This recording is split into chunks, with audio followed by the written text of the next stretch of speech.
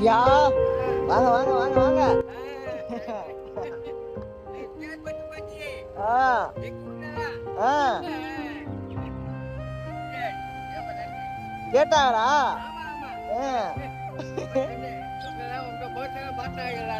அப்படியா? சந்தோஷம். நான் இது மாதிரி தாங்க பண்றேன். நான் படிச்சிருக்கேன், இதுக்குதான் படிச்சிருக்கேன். இந்த படம் எடுக்கிறது இது மாதிரி தான் படிச்சிருக்கேன். அது மாதிரி வந்து சரி இந்த மாதிரி வந்து அந்த காலத்துல உள்ளவங்க உங்க தொழிலை பார்த்துக்கிட்டு இந்த வயசுல நீங்க பாக்குறீங்கல்ல, அப்ப கண்டிப்பா நம்ம எடுத்து பண்ணணும்னு தான் உங்களை எடுத்து போட்டதுடா.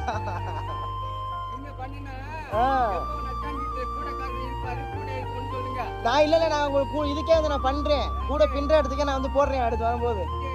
சரிங்கய்யா, சரி பார்த்து வாங்க. ஆக்சுவலா அன்னைக்கு எடுத்தேன், எங்க வீட்டுக்கிட்ட எடுத்தேன் அந்த வீடியோ.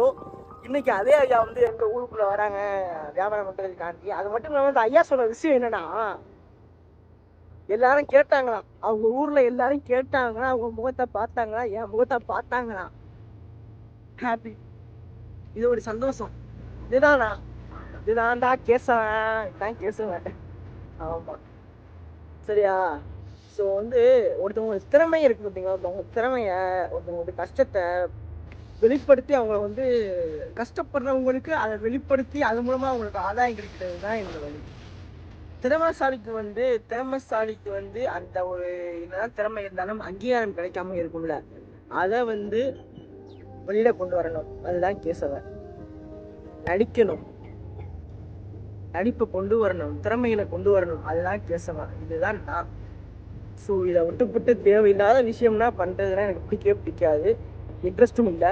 பட் என்ன பண்றது, சச்சமயத்துக்கு பண்ணணுமே பண்ணிட்டுருங்க. ஸோ தொடர்ந்து சப்போர்ட் பண்ணுங்க. அந்த ஐயா சொன்ன விஷயம் எனக்கு சந்தோஷமா இருக்குது. ஆமாம்.